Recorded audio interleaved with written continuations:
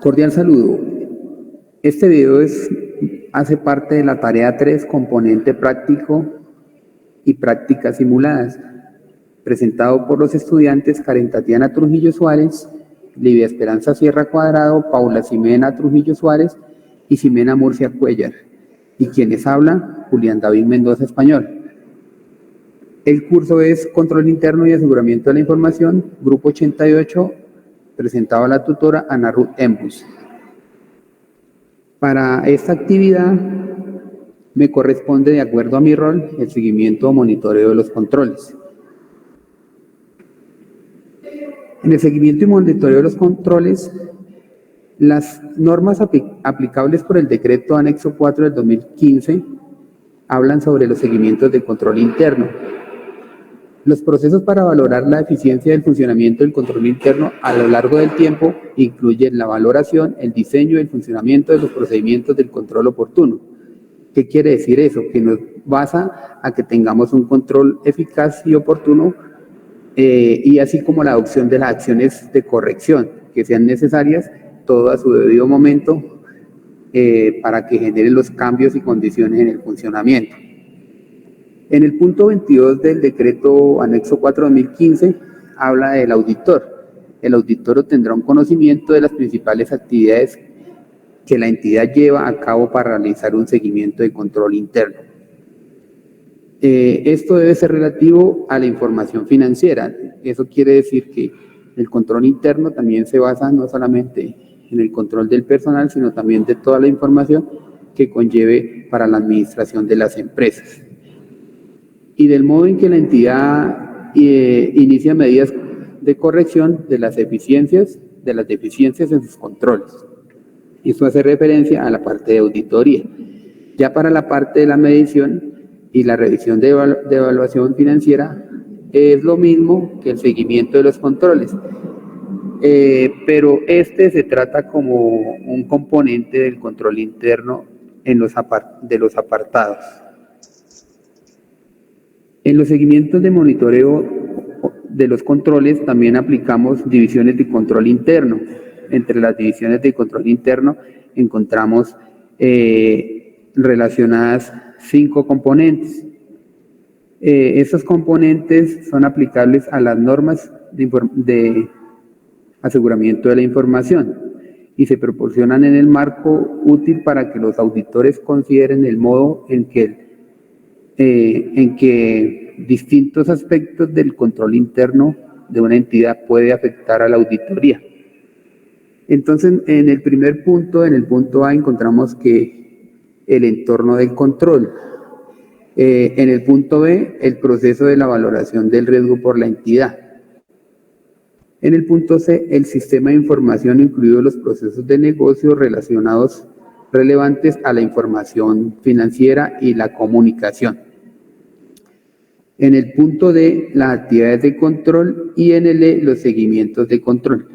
¿Qué hace referencia a esto? Pues hace referencia a todos los puntos que se deben de tener en cuenta para tener los aspectos de la empresa en cuanto a los controles y los monitoreos.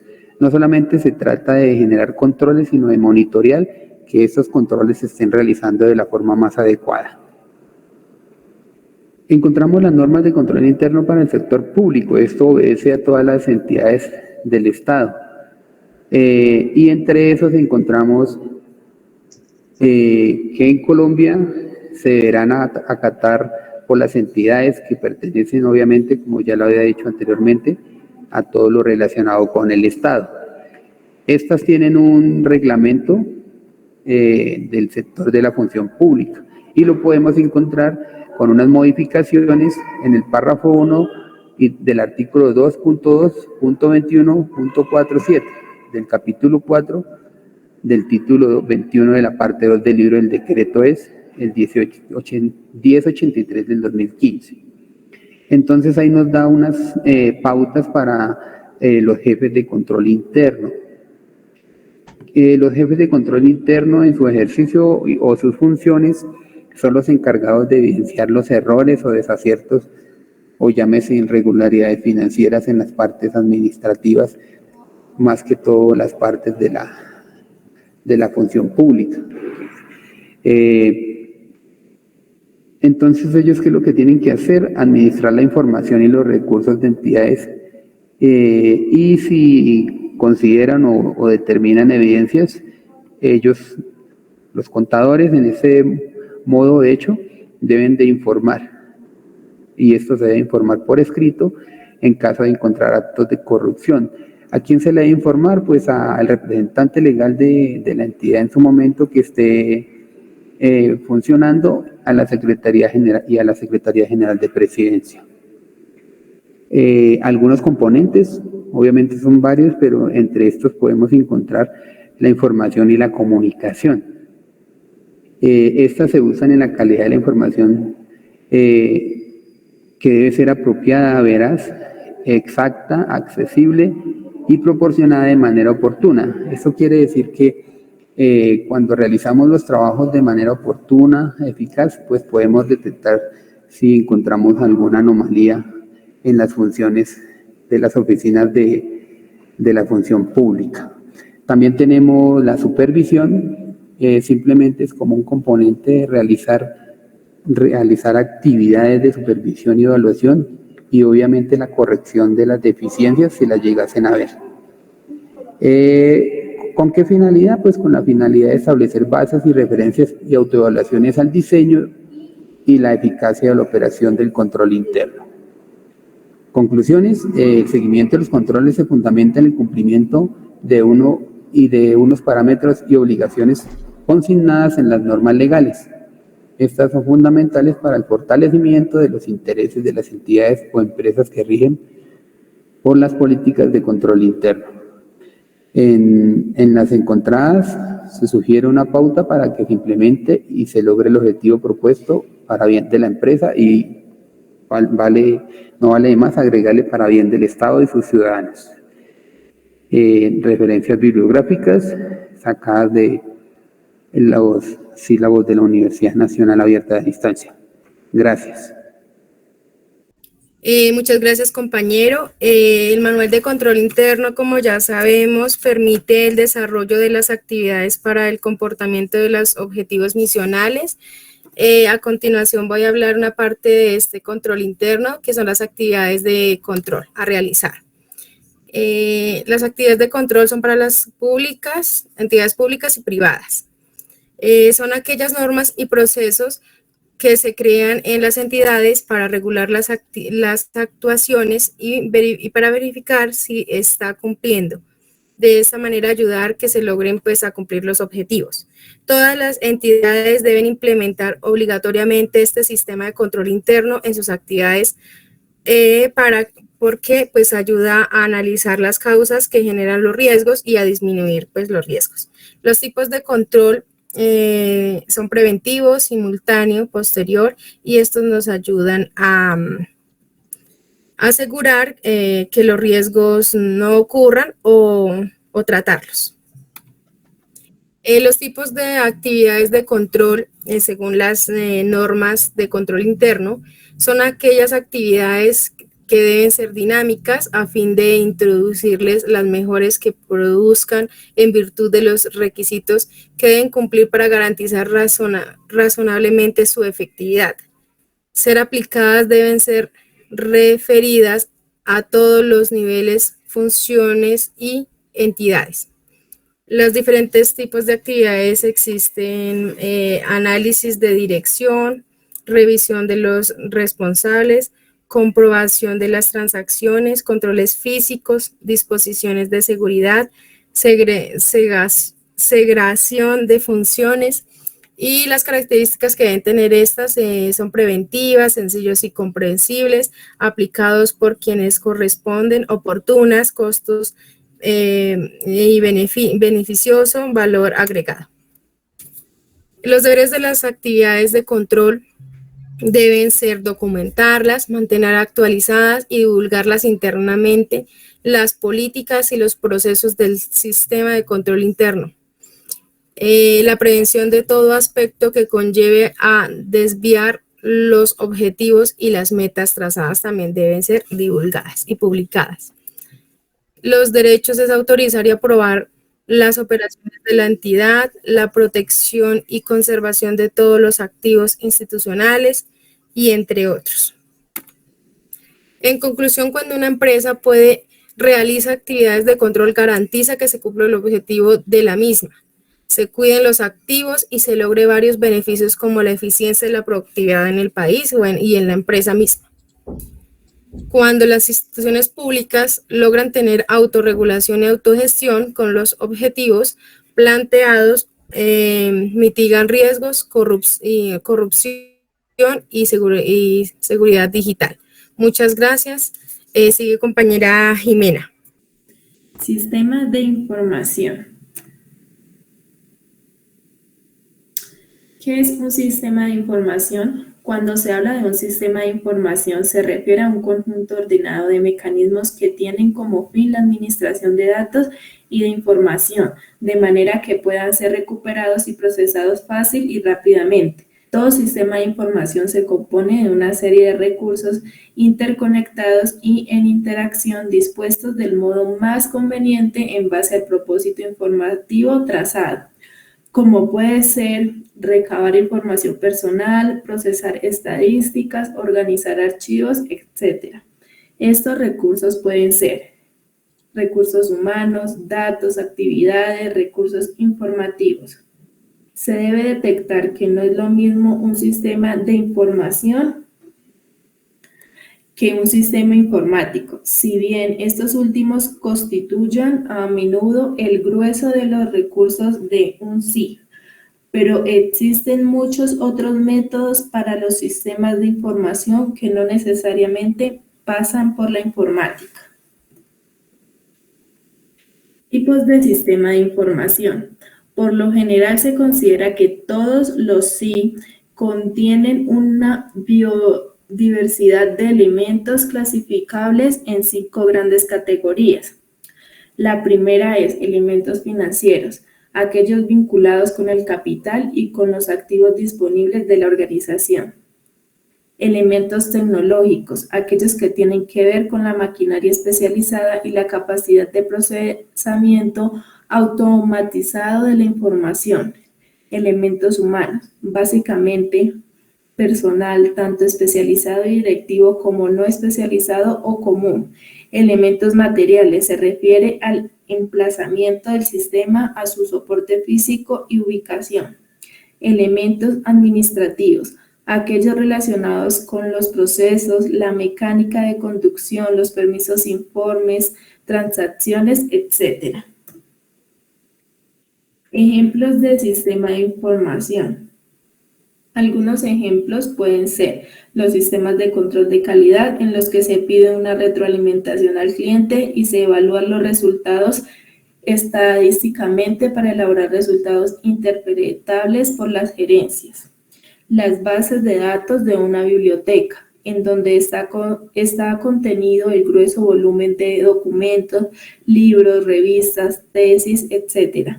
de la biblioteca en función de ubicar y recuperar cada uno lo más rápido y precisamente posible. Las hojas de cálculo, en las que se ingresa información en bruto y se le organiza de manera cuantificable para obtener directrices de conducción financiera. Características. El sistema de información puede trabajar con diversos elementos. Entre ellos están software, hardware, base de datos, sistemas especialistas, sistemas de apoyo a la gerencia, entre otros.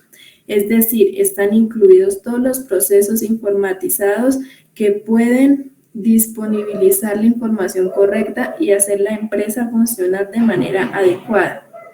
Sin embargo, existen algunas características inherentes a este sistema que deben ser llevadas en consideración. Estas son relevancia, integración, flujo independiente, control, directrices. Muchas gracias. Manual de control interno. Procesos de valoración del riesgo de la entidad. La valoración del riesgo. Asesorar y capacitar a la alta dirección y a los otros líderes de los procesos en la metodología para su gestión y verificar que los controles existan y sean efectivos para minimizar la probabilidad e impacto de la ocurrencia de los mismos. El análisis de riesgo busca establecer la probabilidad de ocurrencia del mismo y sus consecuencias. Este último aspecto puede orientar la clasificación de riesgos con el fin de obtener información para establecer el nivel de riesgo y las acciones que se van a implementar. El análisis de riesgo depende de la información obtenida en la fase de identificación de riesgos. Esta también se ha establecido en dos aspectos a tener en cuenta, que es en el análisis de riesgos identificados, que es probabilidad e impacto. Por probabilidad se entiende la probabilidad de ocurrencia del riesgo. Esta puede ser medida con criterios de frecuencia si ha materializado, por ejemplo, números de veces de un tiempo determinado, o de facilitar teniendo en cuenta la presencia de factores internos y externos que pueden proporcionar el riesgo, aunque éste no se haya materializado. Por impacto se entiende las consecuencias que puede ocasionar las organizaciones, la materialización, los riesgos.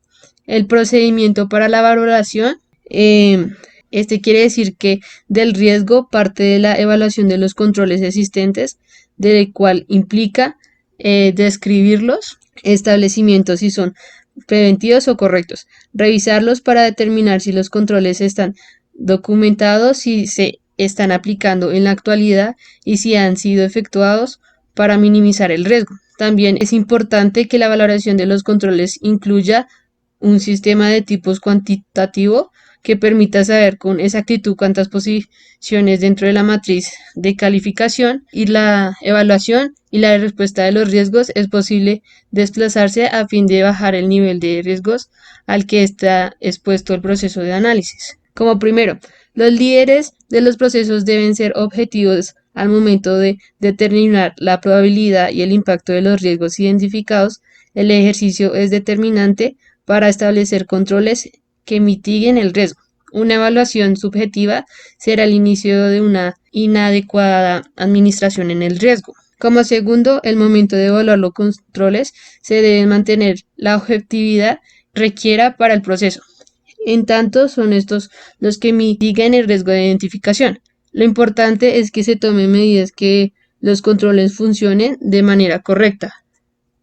Como tercero, la revisión periódica de los controles permite realizar una valoración de riesgo más acertada. Por lo tanto, se recomienda que se realicen evaluaciones a los mismos según lo disponga la realidad de cada entidad, teniendo en cuenta que con máximo debería realizar de manera trimestral. Como último, dentro de los roles de la Oficina de Control Interno, Auditoría Interna o quien haga sus veces, se encuentre la asesoría de la valoración de riesgos. Estos procesos deberán consistir en la orientación técnica frente a la identificación de los riesgos, capacitaciones en la metodología de la alta dirección y brindar recomendaciones para la implementación de controles. También es importante destacar que estas oficinas nos les permite participar en labores administrativos y en la virtualidad.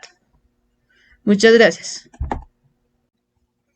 De acuerdo, en el manual de control interno encontramos ciertos componentes como evaluación del riesgo, actividad de control, información y comunicación, actividades de supervisión y ambiente de control. El ambiente de control interno se refiere al entorno que incluye en los integrantes de una organización y en el control de sus actividades. Este ambiente es la base de la administración de riesgos corporativos, pues proporciona disciplina y estructura. ¿Por qué es importante? Permite la identificación de las normas, procesos, estructuras que proporcionan la base para llevar a cabo el control interno en la empresa, así como la normativa que proporciona disciplina y estructura. Una organización que establece y mantiene un adecuado control es más fuerte al momento de afrontar riesgos y lograr objetivos. Esto se puede obtener si se toma en cuenta actitudes congruentes con su integridad y valores, procesos y conductas adecuadas para la evaluación de conductas, asignación adecuada de responsabilidades y un elevado grado de competencia y un fuerte sentido de responsabilidad. Principios. El componente antes señalado, es decir, el ambiente de control, consta de 5 principios que enfatizan aspectos medulares de la administración moderna, como son: primero, el compromiso con la integridad y los valores éticos. Segundo, la independencia que debe guardar el Consejo de Administración. respecto a la dirección general y su responsabilidad en relación a la supervisión del sistema. Tercero, la responsabilidad de la dirección general para precisar puntualmente una estructura orgánica eficiente, así como las líneas de autoridad y reportes requeridas para garantizar la consecución de los objetivos. Cuarto, el compromiso que debe existir en la organización para atraer y retener al personal más competente para cada función. Y quinto, la precisión de las responsabilidades que competen a todo el personal en materia de control interno como elemento fundamental para la consecución de los objetivos institucionales. ¿En qué consiste? Este consiste en el establecimiento de un entorno que se estimule e influencie la actividad del personal con respecto al control de sus actividades. Esta es la base de las demás componentes de control, a proveer disciplina y estructura para el control e incidir en la manera como se estructuran las actividades del negocio, se asigna autoridad y responsabilidad, se organiza y desarrolla la gente, se comparten y comunican los valores y creencias, y el personal toma conciencia de la importancia del control.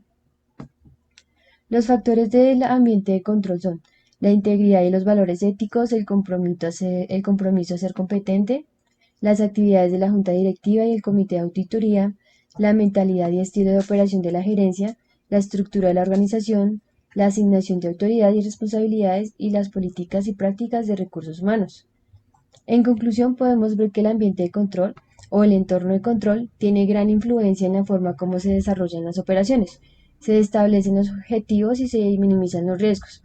Tiene que ver igualmente con el componente de los sistemas de información y con la supervisión en general, a su vez, es influenciado. Sin un sólido ambiente de control, recordemos que el adecuado establecimiento de los demás componentes no puede ser y resulta más bien ineficaz. Aquí vemos los otros componentes del ambiente de control, que es el compromiso, el ejercer la supervisión, establecer la estructura, demostrar compromiso y reforzar la rendición de cuentas. No siendo más, aquí presento mi bibliografía. Muchísimas gracias por su atención.